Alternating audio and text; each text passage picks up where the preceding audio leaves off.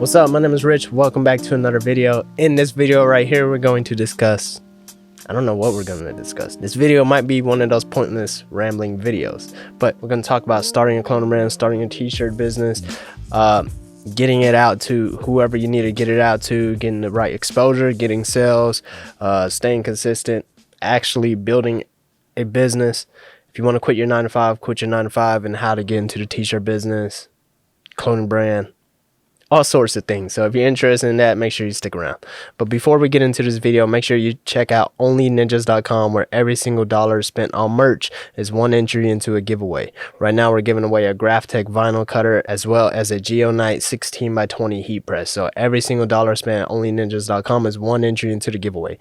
Last month Pamela won a 15-inch Graphtec vinyl cutter as well as a 16x20 heat press. So make sure you check out onlyninjas.com for your chance to start up your brand, start up your t-shirt business, or not even start up. There's some great equipment even if you're already in the game. But anyways, let's jump straight into it. I don't know where we're going with this, but if you haven't started your clone brand yet or starting your t-shirt business yet, majority of the time it's either because you have startup anxiety or you don't have the funding to do so. So if you don't have the funding to do so, you can always start with print on demand. You can use Printify, you can use Printful.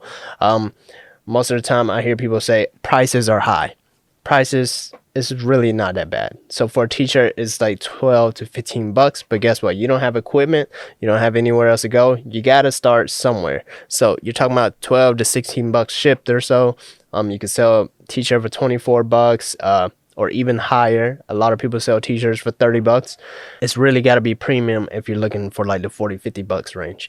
But if you don't have anywhere else to start and you're thinking it's too high because you don't have the funds, it's a great place to start. You got to start somewhere. Start by selling 24, 25 bucks. Make a $3, $4, $5 profit margin. Printify is a little bit of a higher margin. Save up and then invest in some equipment, or find a local printer who will fulfill for you. So those are some ways to start up if you don't have any types of funds. So if you're starting with a small amount of funds for print on demand, you may want to start with 100 bucks or so, just so you have some funds for your website, for when somebody places an order, so you don't have to wait for a deposit if you have verification issues, things of that nature. So a few $100 will help.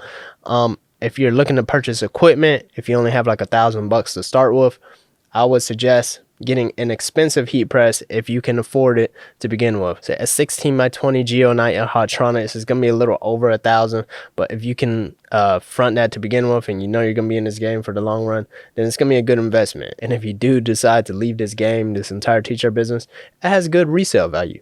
So think about that. But if you have a smaller budget, let's say $1,000 total, you can get a good $500 heat press from, I posted links down below. I've already made videos on them, but if you really have to, you know, start with like a $200 Amazon heat press or something like that. But if you're starting with that price of a budget, it's going to be kind of hard to get equipment where you can print like full color t-shirts. So you're going to want to outsource that, look for full color transfers or even single color transfers. So we've covered that. I'm going to post all these links down below. This is like an overview of things that you can do right now in this video.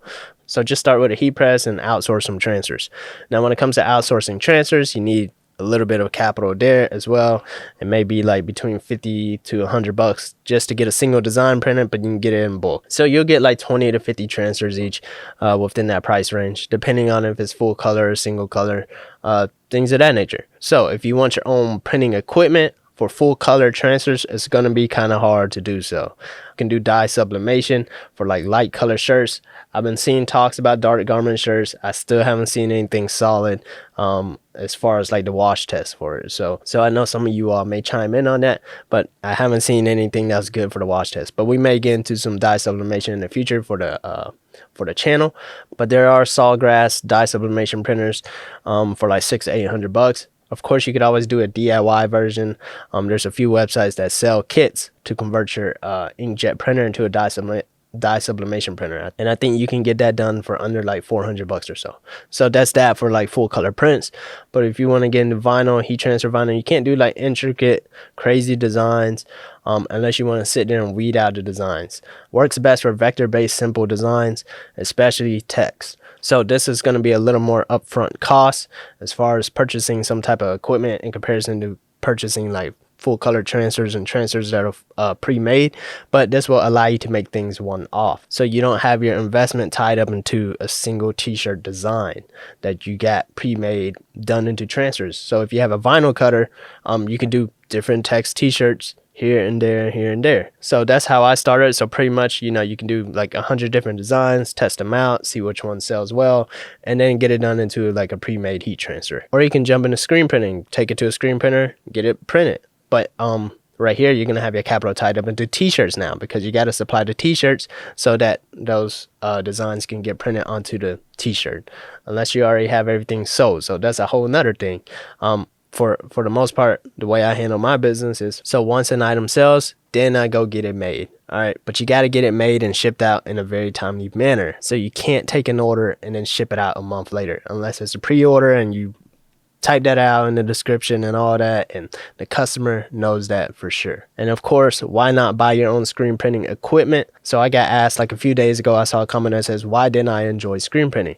So screen printing is cool, but at the time I wanted to do like my own brand, but I didn't produce enough sales for me to justify the fact that I needed thousands of t-shirt designs out and produce myself. I found it easier to focus my time on selling more t-shirts instead of spending time doing production and then outsourcing that. So I have a video on that as well, when it comes to purchasing your own equipment or outsourcing it. So also, as far as screen printing, it's also easier to do large orders for somebody else or for your own brand if you really want to, if you're just getting that amount of sales out. But you're really going to want to hire somebody out to do that. You're going to want to focus on your brand, especially if you're doing a clothing brand. When it comes to screen printing, mostly everybody I know that's a screen printer is producing for somebody else, because it's easier getting large orders for somebody else. But I do have a more detailed video on that. All right, so now let's talk about sales. How can you get sales? So when it comes to a clothing brand, you want to build out your own website. So for the most part, mostly everybody I know uses Shopify. Of course, there are other platforms, as think BigCommerce, I don't know, there's a whole bunch of other ones, but Shopify is just, it's very user friendly. So on Shopify, this is a standalone website. It's not a marketplace like Etsy or Amazon. Etsy and Amazon already has their own traffic because it's a marketplace, but Shopify is a standalone website, so you got to get your own traffic there. So there's a series of ways you can do this. So I know one method a lot of people use is selling $5-10 t-shirts and running ads on that. So it's a cheap t-shirt, and if you're getting it screen printed, you can still be profitable at $10, but this really works so much more as customer acquisition. So you're gaining a customer, you're getting their phone number, you're getting an email, and then later on you can sell them without running ads. You can contact them via email, do an email blast as well as a text message blast, and see if they'll purchase something then, because you acquired the customer by delivering them such a great product at such a low price in a good timely manner. They fell in love with your brand and they want to purchase something else. So that's something you want to consider. Also, if you dig into your page on a $5-10 t-shirt, you can always upsell them on something else. They see the $5-10 t-shirt, and then all of a sudden they see like a $30 hoodie and they're like, yeah, I want that too.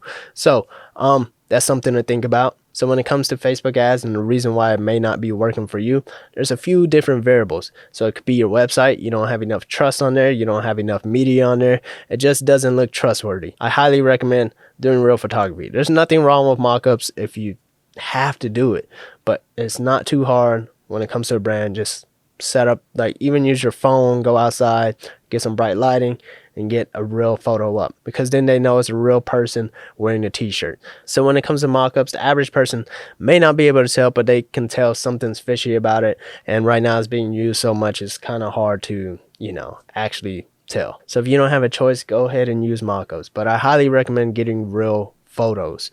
So that's a whole nother thing. It's just building trust with your website. So another thing is the entire brand itself. Does your brand really hold a message? Beyond that, does it talk to the audience, and is it something that people relate to? Are you sure that this is something that people want? Just because you want it doesn't mean somebody else wants it. You really got to think about that. Think about your audience. Is there an audience for your brand? Now, the message of the actual product t-shirt design you're selling by itself. So for the t-shirt design, you just got your logo slapped on there. It may or may not do well, especially if somebody doesn't know what it is yet. Does it have a message? Does it have text? Your text has to correlate to your audience, especially for that product. So it comes down to the product. Whatever product you're advertising, you have to understand that it has to relate to the customer. The customer has to see it, they have to understand it, they have to want it, and not want it just because it looks cool, but it's something that they relate to. It's your brand, something that creates a community. So you really have to think about that. So another thing that comes after this is pricing. So pricing can be a little contradicting. You can have the low price, get yourself a customer, but then something like 15, 16 bucks, you're charging that much and you're like, oh, I'm not profitable. Somebody won't pay 20, 25 bucks. So try to raise it up, put it 20, 25 bucks. You know, when I first started, I used to sell t-shirts for like 15 bucks because I was like, there's no way somebody's going to pay 24 bucks for this. But then I raised it up to 24 and people purchased it. You know, a lot of people say there's this idea of perceived value. So if they see it being priced at 24 bucks, they expect, oh, great customer service, great product, great all that. So whenever you're charging something for 15 bucks, you personally think that because you're at a lower price, they're going to purchase it because it's cheaper than a $24 one. But if you're providing that same amount of value and then the product is as great as, you know, a $24 product should be, then charge 24 bucks. Go ahead and give it a shot. But if you're charging 15 bucks and somebody's buying it, and then you try to charge it, and then you try to charge 24 bucks and nobody's buying it, then it could be because of the product. You know, 14 bucks or 15 bucks for them is enough to justify, like, I wanted it, but I didn't really want it, but the price is good enough to want it. 24 bucks for that product and it's an okay product, then they're going to be like, I don't want it. So if you're sure you had a great product and you've already been in sales on this item and you're charging around 14, 15, 16 bucks, go ahead and raise the price up. I promise you, they're still going to buy it. Especially if you're on like Etsy or Amazon, they're still going to buy it. So just go ahead and raise those prices up. Trust me on this one. Just raise the prices up. If you've already been getting sales on an item that's like 14 to 16 bucks, raise the prices up to like 20 to 24 and you'll get a sale still. But not only that, if you're getting 2 times less sales on it and you marked it up and you're getting 2 times the profit margin on it, you now have more time to focus on getting more sales. So I highly recommend doing whatever you can to exchange for more free time that you can use to focus on getting more sales. So that's it for that. I don't even know where else to go with this, to be honest. I just felt like we needed a quick overview video because I've covered a lot of these things that we're talking in more detail. But I think I just need to talk about it in overview for everybody who hasn't viewed every single video, and select whichever topic interests you, and I'll post like a link down below to like a more detailed video discussing it some more. So I don't even know where else to go with this. So real quick, let's talk about taxes. For the most part, I'm not a tax expert, so I don't even like talking about this topic. But you can use TaxJar for your state websites.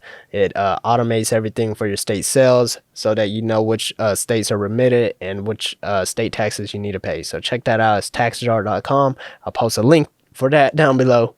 Like everything else, taxjar.com, you can use that. As far as like filing my actual federal taxes every single year, I have a CPA. You know, I print every single document out, print out all my expenses, print out all my gross, everything, and I give it to my CPA. And my CPA is great. You know, she lets me know what I can and cannot write off. And like I said before, there's a lot of things that you really got to take account of that you probably didn't know that you could write off. Like, say, you know, if you can prove the fact that you went to Nike, bought a t-shirt, and you bought it, you know, you kept it, but you bought it for research purposes for your brand, you know? So those are things that you can write off. Say if you're starting your clothing business out of your house and, you know, whatever room you're using, that square footage of your house can be written off. The utilities that you're using for your business can be written off, especially even though it's, you know, part of your personal home usage, it's also being used for business purposes. It can be written off. So I highly recommend seeking a CPA. Your cell phone bill can be written off. A lot of things. Seek a CPA. I highly recommend it. I know there's a lot of smart individuals who are watching that can give you better advice on it than I can. So make sure you get yourself a CPA. I literally just got done doing mine and it was a pain in the butt. So I hope this video helped you out. I really hope it did. If it did, comment, like, subscribe. I'll see you next time. Make sure you check out onlyninjas.com. This giveaway is ending within like 2 days. Of course, we're doing it every single month, but make sure you check it out. All right, peace and love. See you next time. Hey Hustle Ninja, thanks for watching. Remember, if you want to support the channel and have the chance to win a giveaway to help your clothing brand, be sure to check out onlyninjas.com. Also, make sure you like, comment, and subscribe. And stay hustling.